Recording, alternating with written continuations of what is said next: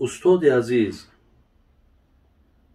پسرم مادرزاد یک پایش خوب است، یک پای دیگرش کوتاه است و انگشتاش با هم چسبیدگی هستند. طبیب‌های روسیه گفتن که او را خوب کرده میتونیم. اگر او را طبابت کنیم آیا تغییرات در نعمت خدا می شود یا نکنیم؟ البته بکنیم. اگر امکان باشد این یگان تغییرات نیست، یگان چیزی علاوه کردن نیست. برای من اگر انگشتاش چسبیده باشد او را بریده شود، یا اگر همو درازی و کلتگیش اگر همو موافق کرده توانند برای بهبود سلامتیش بکنید. برادرها و خواهرای عزیز، یگان جای گناهکاری ندارد. انشالله خیر است. بابا جان میگویند که حضرت خضر زنده است. این حقیقت دارد یا نه؟ برادرای عزیز، من در مسئله خضر چند بار مرا سوال کردن که آیا می خضر زنده است یا مرده؟ از همه دلیلی که برای مرده بودنش اکثر علما دلیل میارن، همین آیت 34 سوره انبیا هست. و ما جعلنا لبشر من قبلک الخلد. همین آیت برادرای عزیز و گرامی تمام علما همین را دلیل میارن. حتی در همین جمع بین و ما میگه پیش از تو برای هیچ بشر جاویدانی قرار ندادیم. یعنی خداوند پیامبر گفت که ما، یعنی وقتی که حضرت خبری بگیم مرگش بود که پیغمبرم از بین میگذرد، الله مهربان گفت که ای محمد پیش از تو هم، یعنی تا همین زمانی تا هم ما یگان نفری را جاویدانی ماندگی نیستیم. یعنی هر یک مخلوق، هر یک بشری که بود همش جانشون گرفتیم. اکثر علما میگن همین دلالت بر همون میکند که خضر حیات نیست. ولی اینجا هم اومده است که این آیتی که میگه حتی بسیاری از علما میگه بر همین استناد کردن، دلیل آوردن که همین آیت دلالت بر همون میکند که خضر زنده نیست. اگرچه در این هم اختلاف ها هست، مثل ببینین جناب امام قرطبی، امام نووی، اینا میگن زنده، لیکن در برابر این جناب ابن کثیر دمشقی یا امام بخاری یا ابن عربی، اینها با این نظرن که مقصد جناب حضرت خضر از دنیا گذشتگی است.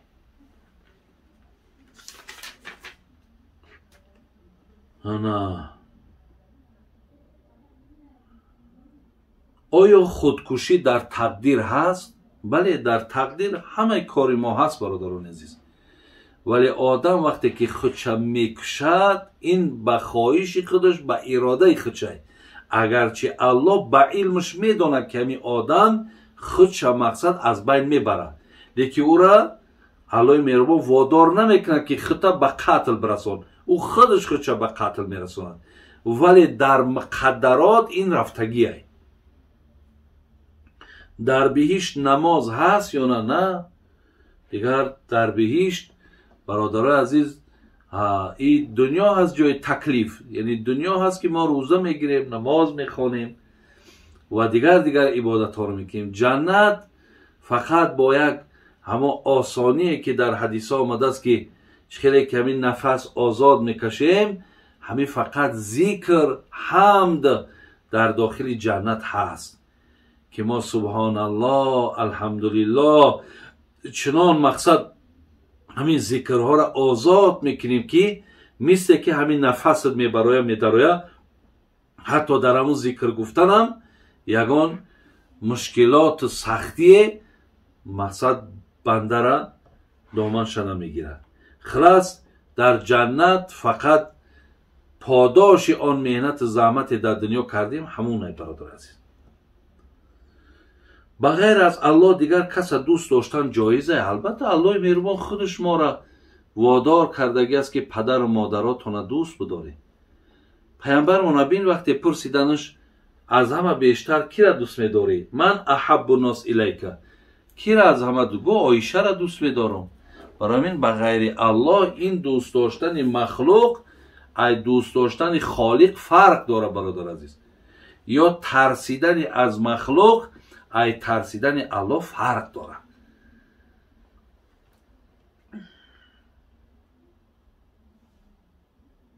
استاد انسان چه مقدار وقت در قبر میماند؟ برادر عزیز همین مسئله خیلی مسئله بحثی هستند، اختلافی هستند. در قبر مقصد هرگاهی که اگر زائر میگه زیارت کننده بیا، الله مهربان میگه روحی همو بنده را در قبر حاضر میکنه. روحش در همو قبر حاضر میکنه.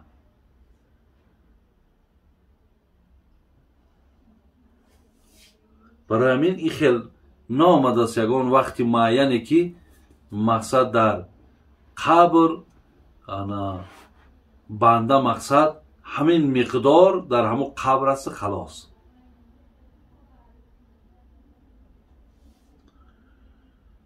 آیا یگان شخصی بی نماز داخل بهشت می شود؟ آیا یگان شخصی بی نماز داخل بهشت می شود یا نه؟ انا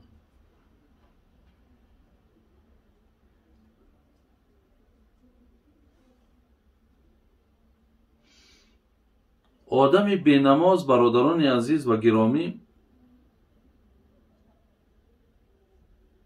برای نماز نخواندهش در پیش الله جزاش میگیرد ولی ابدی در دوزخ نمیماند.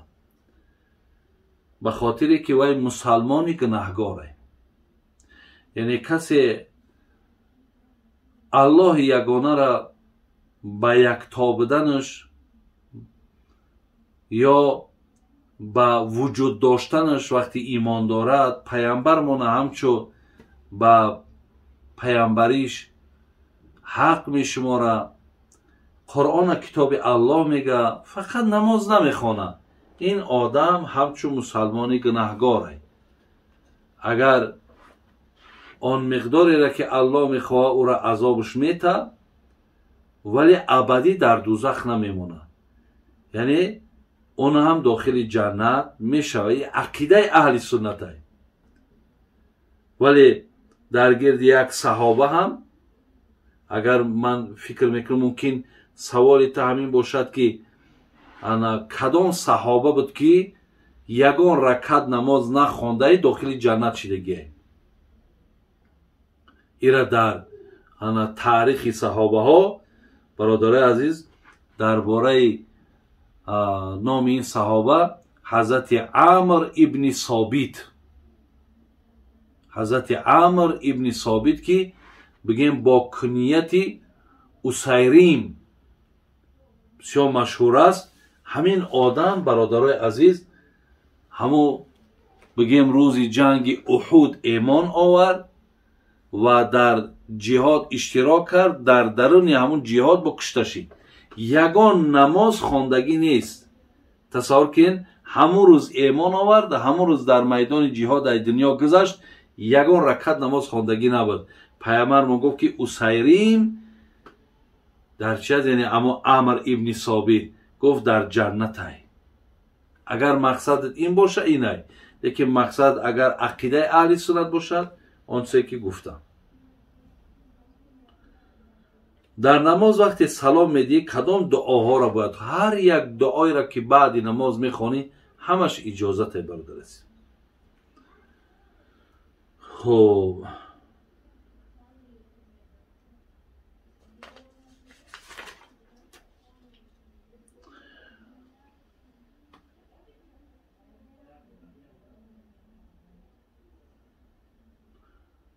سوال دیگری که اینجا آمده است برادرای عزیز، خیلی سوالای زیاد در پیش من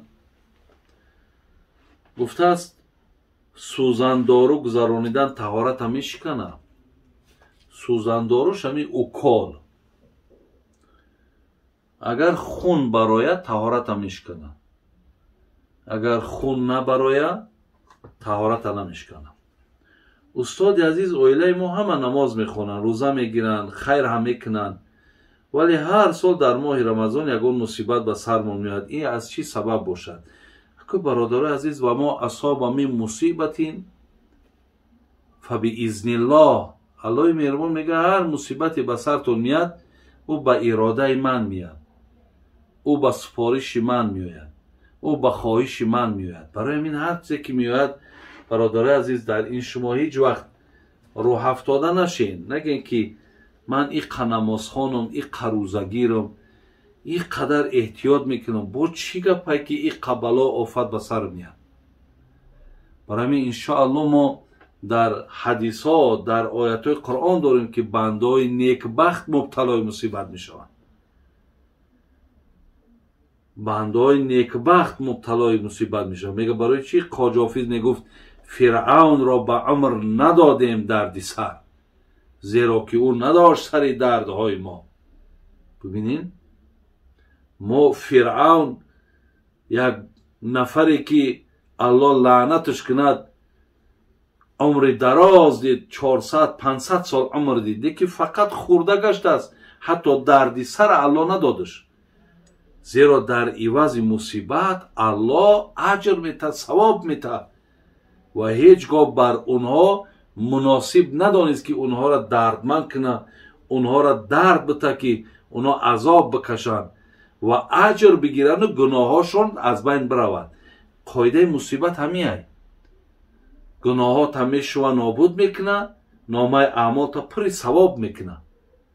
برای همین خوش به حالتان که خانه های شما مصیبت داره، خانه های شما مشکلات داره. از این چیز هیچ وقت دلخسته و بیمار نباشین. خداوند خیر دنیا و آخرت تون بده. الله نگهبانتون باشه.